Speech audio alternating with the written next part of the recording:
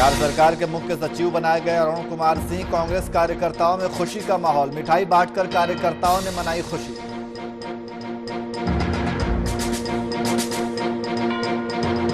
Corona vaccination का तीसरा चरण, लंबे इंतजार के बाद तीसरे चरण का आगाज। सदर अस्पताल में बुजुर्गों का वैक्सीनेशन शुरू।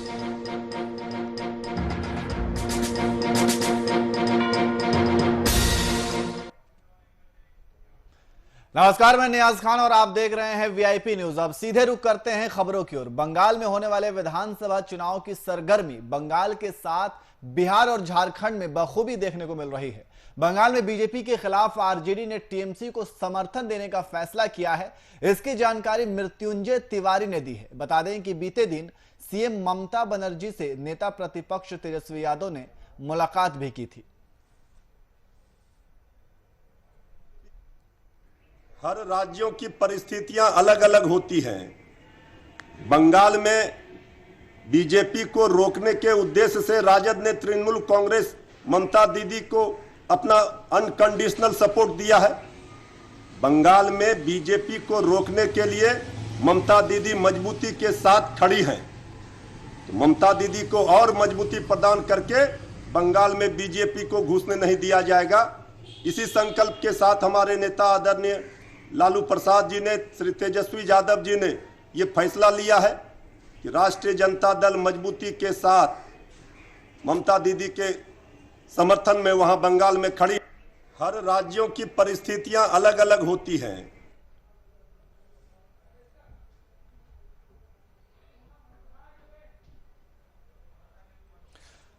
और इसी खबर पर अधिक जानकारी के लिए हमारे संवाददाता अनिल कुमार हमारे साथ फोन लाइन पे मौजूद है। अनिल, बिहार में बंगाल चुनाव की सरगर्मियां देखी जा रही हैं। अनिल जी बिल्कुल, अगर देखा जाए तो जिस तरह से बंगाल चुनाव को लेकर अब बिहार में भी राजनीतिक सरगर्मी जो है वो तेज हो चुकी है। और इसी कड़ी में अगर बात करें तो कहीं ना कहीं राजद के प्रवक्ता मृत्युंजय तिवारी, उन्होंने भी साफ तौर पर यह कहा है कि भले ही हमारी पैठ जो है वो बिहार में कम पड़ी है, लेकिन कहीं ना कहीं बंगाल चुनाव को अगर देखा जाए तो उसमें अपनी पैठ बनाने को कहीं ना कहीं कवायद जो है वो शुरू कर दी गई है। दरअसल ये पूरा मामला तब बनता है जब नेता प्रतिपक्ष बीते दिन ममता बनर्जी से मुलाकात करते हैं और उसके बाद कहीं ना कहीं राजद में अपनी पैठ बनाने के लिए बंगाल चुनाव को लेकर कहीं ना कहीं अब सरगर्मियां तेज लग रही है।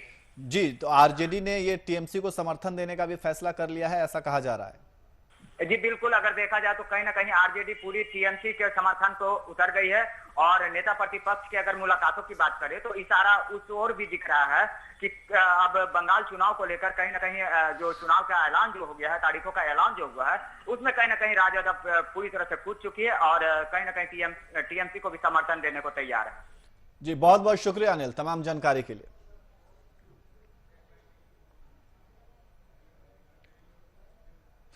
वहीं पेट्रोलियम प्रोडक्ट के साथ खाद्य पदार्थों के दामों में बढ़ोतरी के विरोध में आरजेडी के विधायकों ने सदन के बाहर प्रदर्शन किया और सरकार के खिलाफ जमकर नारेबाजी भी की। जहां एक तरफ आरजेडी के विधायकों ने प्याज की माला पहनकर महंगाई का विरोध जताया, वहीं दूसरी ओर महिला विधायकों ने गैस सिलेंडर लेकर अपना विरोध जताया, जिसके बाद माले विधायकों ने भी कल हुए पुलिस लाठीचार्ज पर अपना विरोध दर्ज किया। जहां विधानसभा से विपक्ष के विरोध प्रदर्शन का जायजा लिया हमारे वरिष्ठ संवाददाता शशांक ने।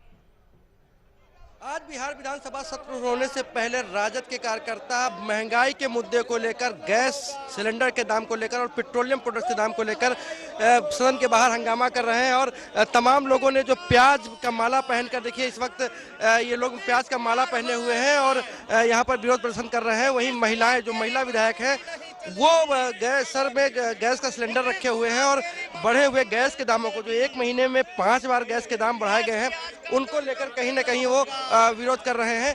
तो आइए बात करने की कोशिश करते हैं। बताइए, क्या आप लोग प्याज की माला पहन कर रहे हैं? देखिए, आज प्याज 60 रुपए केजी है, पेट्रोल 100 रुपए केजी है, गैस सिलेंडर 1000 को छूने जा रहा है। पूरा घर का बजट, जो मिडिल क्लास फैमिली है, खास करके महिलाओं का पूरा बजट बिगड़ा हुआ है।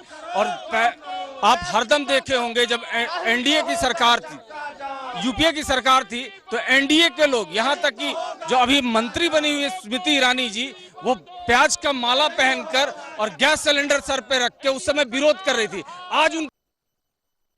आज उनको इस्तीफा देना चाहिए और हम लोगों को मदद करना चाहिए। जो आम आवाम है पूरे हिंदुस्तान का, वो आज त्रस्त है महंगाई से।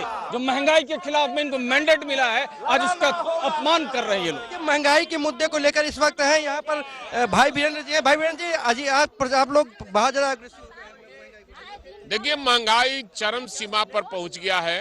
रोज पेट्रोलियम पदार्थों का दाम बढ़ रहा है, रोज गैस सिलेंडर का दाम बढ़ रहा है, गैस का दाम बढ़ रहा है, रोज प्याज और अन्य चीजों का दाम बढ़ता चला जा रहा है, आसमान छू रहा है। इसलिए सदन और सदन के बाहर में हम सरकार के खिलाफ में ये आंदोलन कर रहे हैं कि रोको महंगी, बांधो दाम, नहीं तो होगा चक्का जाम।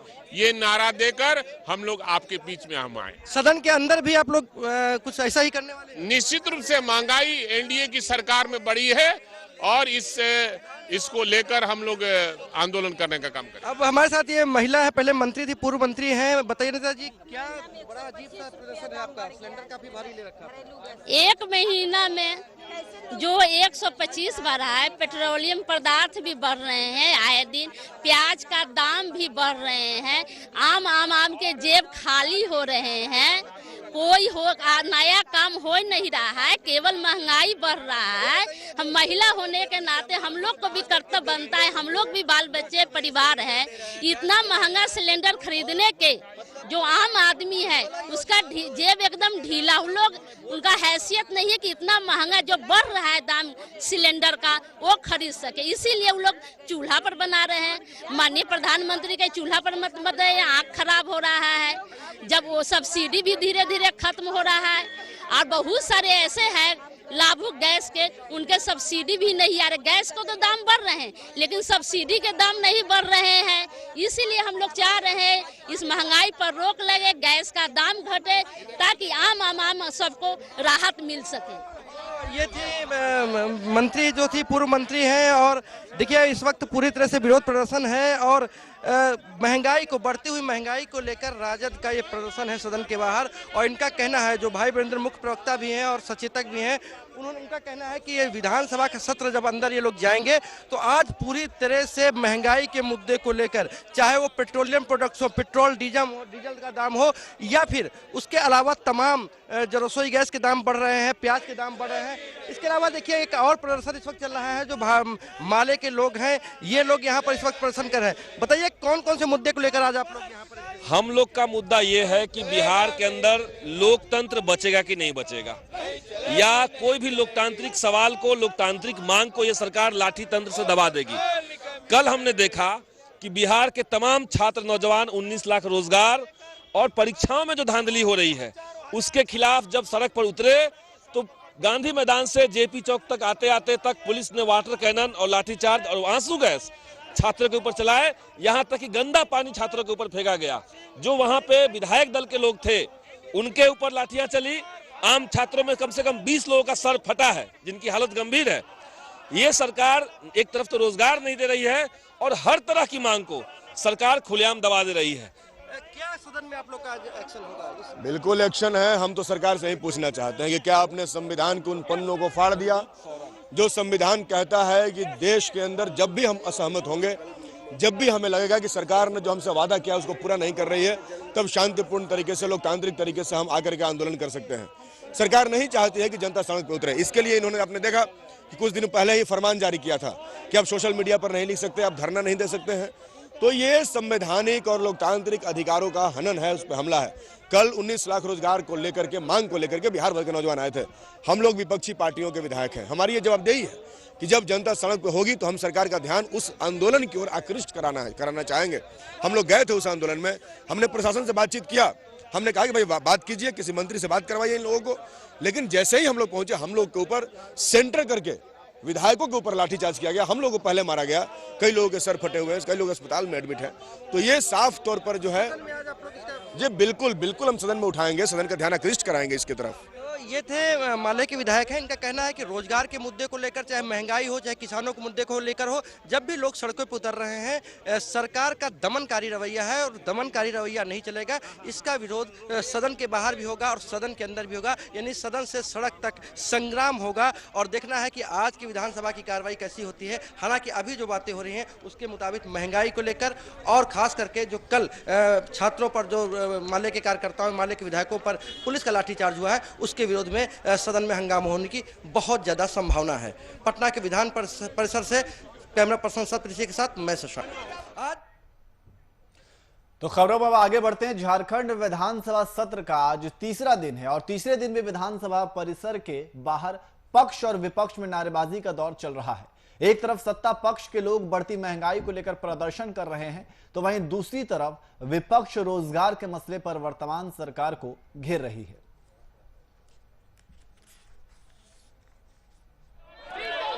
के लगातार वाली बात ही है, यह लाखों बेरोजगारों के रोजगार का सवाल है। और ये सरकार जो है आई थी, मुख्य मुद्दा था कि हम रोजगार देंगे, लेकिन आते के साथ देने की जगह पर रोजगार छीनने का काम किया। इसलिए इतना महत्वपूर्ण विषय है और इस विषय पर सदन चलने का कोई औचित्य नहीं है अगर सरकार नहीं मानती है। उन सवालों को छुपाकर, दबाकर देश की जनता को गुमराह कर रहे हैं। पेट्रोल का दाम, डीजल का दाम, रसोई गैस का दाम बेतहाशा बढ़ा हुआ।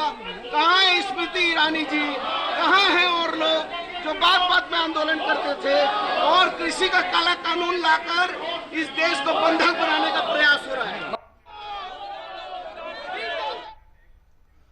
वहीं बिहार सरकार का मुख्य सचिव अरुण कुमार को बनाया गया है, जिसको लेकर कांग्रेस कार्यकर्ताओं में खुशी का माहौल देखने को मिला है।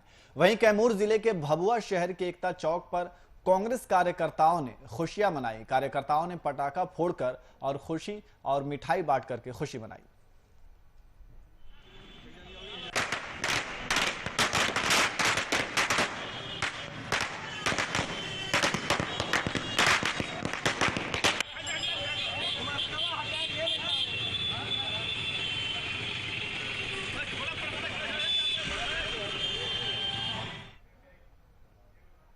कैमूर जिले के प्रखंड मुख्यालय भभुआ में अपनी मांग को लेकर आशा कार्यकर्ताओं ने बैठक की। वहीं आशा कार्यकर्ताओं का कहना है कि आशा को पारितोषित भत्ता के बदले मानदेय, हर आशा को सपोर्ट, स्मार्ट मोबाइल, हर पीएचसी में आशा विश्राम गृह बनाया जाए। जब तक सरकार हमारी मांग पूरी नहीं करेगी तब तक यह आंदोलन जारी रहेगा। बता दें कि 16 और 17 मार्च को पटना में विधानसभा के सामने कार्यक्रम का आयोजन होगा, जिसे लेकर भभुआ में बैठक की गई है।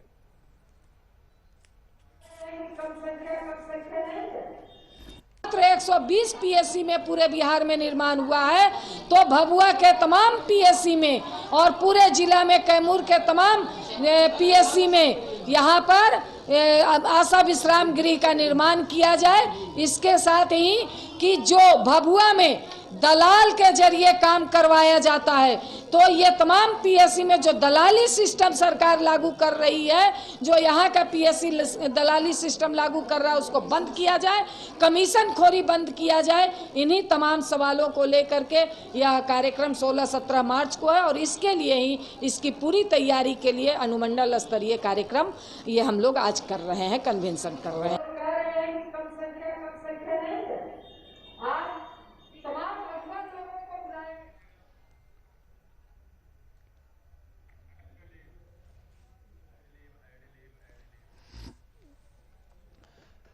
तो आप तस्वीरों में देख सकते हैं कि किस तरीके से अपनी मांगों को लेकर के आंदोलन किया जा रहा है। कैमूर जिले के प्रखंड मुख्यालय भभुआ में अपनी मांगों को लेकर के आशा कार्यकर्ताओं ने बैठक की है।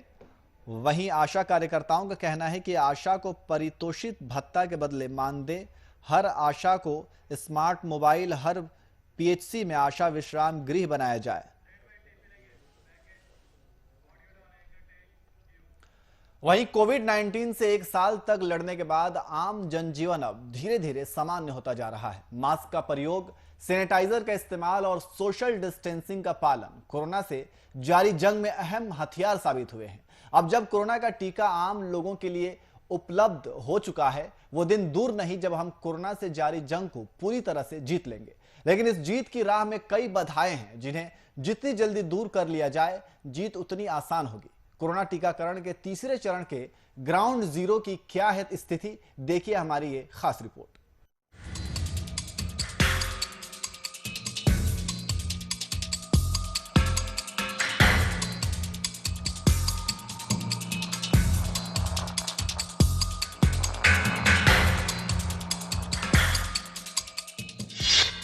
लंबे इंतजार के बाद तीसरे चरण का आगाज। सदर अस्पताल में बुजुर्गों का वैक्सीनेशन शुरू। पहले दिन बुजुर्गों में टीकाकरण को लेकर जोश दिखा।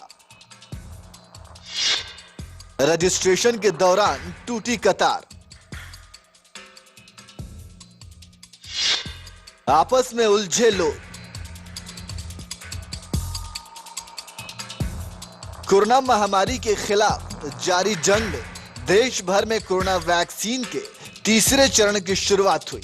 इस चरण के शुरुआत में जहां पीएम नरेंद्र मोदी ने एम्स में टीका लगवाया, वहीं कई राज्यों के मुख्यमंत्रियों ने भी टीका लगवाकर इस चरण की शुरुआत की। टीकाकरण के इस चरण में 60 साल के ऊपर के बुजुर्ग का टीका किया जाना है।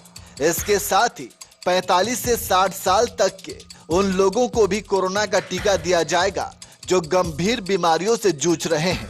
राजधानी रांची के सदर अस्पताल में भी कोरोना वैक्सीन के दूसरे डोज की शुरुआत हुई। टीकाकरण केंद्र पर बड़ी संख्या में शहर के लोग टीका लेने पहुंचे, लेकिन अस्पताल की व्यवस्था को लेकर लोगों में नाराजगी देखने को मिली। मैंने ओरिजिनल 83, 82 चल रहा है, 83 चल रहा है, 38 79 है। जोगा से लिखता है। झारखंड में जोगा में चैंपियन हुआ था 2006 साल में। कंपटीशन हुआ गुरु नानक स्कूल में। 5 जगह के आदमी आए हैं, उड़ीसा, बंगाल, झारखंड, बिहार। लिखा हुआ लाइन में सीनियर सिटीजन को खड़ा कर दिया गया।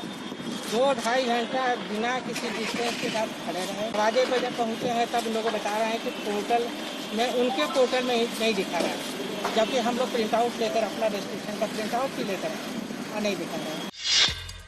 साल भर से घरों में कैद बुजुर्गों ने टीका लेने में दिखाया उत्साह। घंटों लाइन में खड़े रहे बुजुर्ग। पहले दिन 181 बुजुर्गों ने सदर अस्पताल में लिया टीका। 33 लोगों को सीएचसी डोरंडा में दी गई वैक्सीन। 60 से ऊपर और 45 से ऊपर गंभीर रोग से पीड़ितों का टीकाकरण। अस्पताल में नाम दे दिया, हम लोगों से भी नहीं पूछा और हम लोग सुन के बहुत घबराए हुए थे कि अस्पताल में कुछ भी हो सकता था। तो वो बोला, हम ये जब पूछी थी कि तुम क्यों दिया, तो बोला कि भाई कंट्री में किसी को तो देना है। तो we have been so law abiding and nationalist person, और उन लोगों के साथ ये व्यवस्था होती है तो इट्स वेरी वेरी सैड, बहुत सैड। लेकिन जितना कहा जाए कम है इस अव्यवस्था की। 1 बजे से यहाँ के लाइन में खड़े, एक लाइन में खड़े हुए, आधे घंटे बाद बोलते नहीं दूसरी लाइन में जाइए, ये इसमें नहीं होगा, जबकि उस काउंटर में लिखा हुआ है सेकंड डोज, उसमें खड़ा कर दिया। उसमें ही बीच बीच में लोग घुस रहे। अब 1.5 घंटे 2.5 घंटे के बाद में हमको 60 अपने सीनियर सिटीजन बोलते हैं, ना तो बैठने की व्यवस्था, ना वो सोशल डिस्टेंसिंग की व्यवस्था। जो आदमी को कोरोना नहीं है उसको भी कोरोना हो गया, सीनियर सिटीजन, ये कोई गलत बात है। और उसके बाद आप खड़े होने के बाद में जब अंदर जा रहे तो कहते हैं आपका पोर्टल में सेकंड डे के लिए कर दिया। कोरोना से जारी जंग जहां एक तरफ व्यक्ति और समाज की जंग है, वहीं दूसरी तरफ ये स्वास्थ्य व्यवस्था के साथ भी जंग है।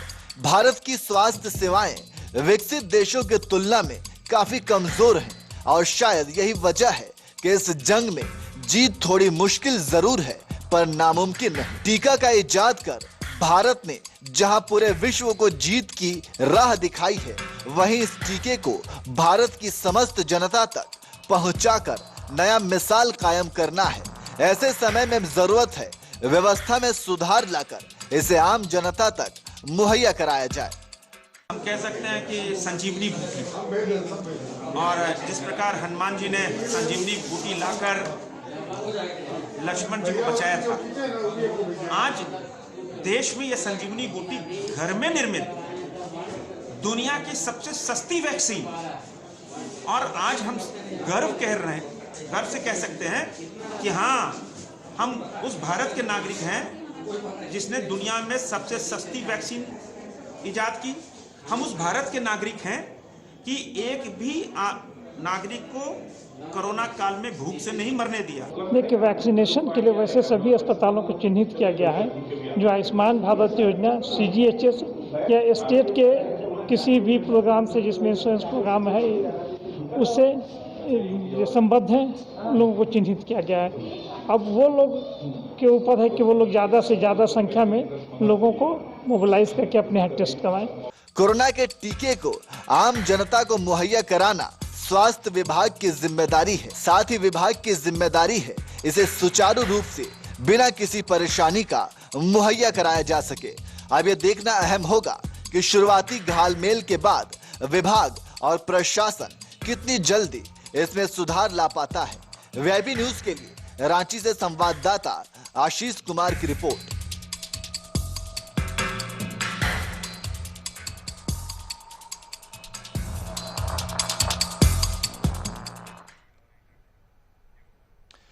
वही अगली खबर मधुबनी से है, जहां अररिया संग्राम पुलिस ओपी के सिरखरिया गांव में आग लग गई। वहीं आग की चपेट में आने से 5 घर जलकर खाक हो गए। इस आग में करीब 1 लाख नगद और लाखों रुपए के सामान जलकर राख हो गए।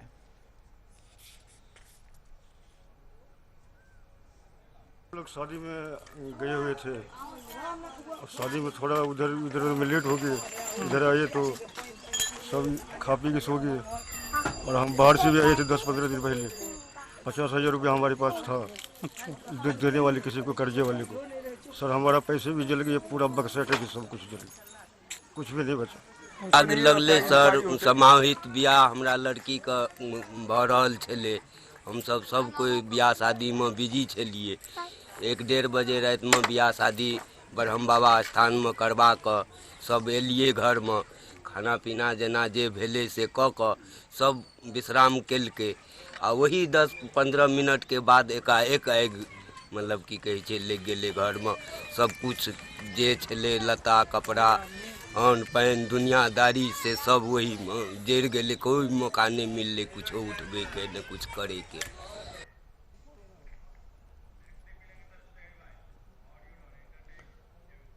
कैमूर जिले के सदर अस्पताल में लंबे समय के बाद किडनी मरीजों के लिए डायलिसिस सेवा शुरू कर दी गई है, जिसका उद्घाटन कैमूर डीएम नवदीप शुक्ला ने फीता काटकर किया है। वहीं किडनी रोग से जुड़े मरीजों के लिए राहत भरी खबर है कि उनको अब डायलिसिस के लिए बनारस से पटना का चक्कर नहीं लगाना पड़ेगा। इस सेंटर पर राशन कार्ड धारियों को निःशुल्क और अन्य लोगों को 1,750 रुपए में डायलिसिस की सेवा दी जाएगी।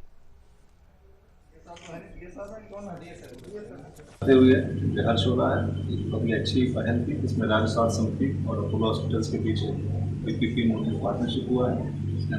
अंतर्गत 5 बेड का एक डायलिसिस यूनिट का आज उद्घाटन यहाँ पे सदर हॉस्पिटल कैंपस में किया गया है।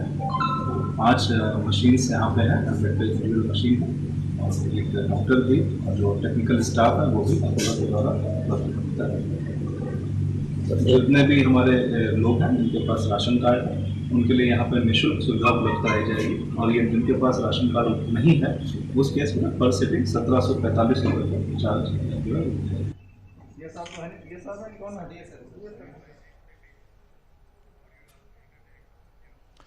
वहीं झंझारपुर के लोहना उत्तर पंचायत में देवता डिहवार बाबा की पूजा अर्चना का आयोजन किया गया। इस मौके पर पंचायत के सभी जाति और वर्ग के लोगों ने एक साथ बैठकर बाबा के दरबार में चढ़ाए गए लड्डू और खीर प्रसाद ग्रहण किया। बता दें कि यह आयोजन हर साल की जाती है। इसी कड़ी में पंचायत के मुखिया लड्डू झा ने बताया कि डिहवार बाबा पूरे पंचायत के ग्राम देवता हैं। सभी शुभ कार्यों में सबसे पहले इनके दरबार में आकर पूजा अर्चना की जाती है।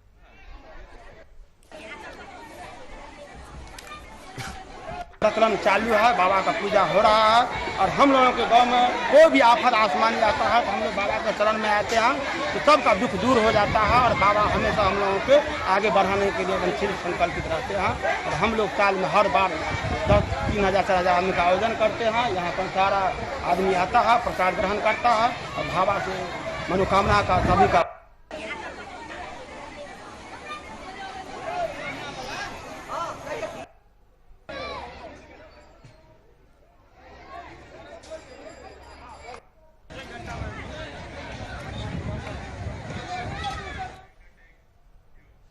फिलहाल बुलेटिन में इतना ही। देश और दुनिया की तमाम खबरों के लिए देखते रहिए VIP न्यूज। नमस्कार।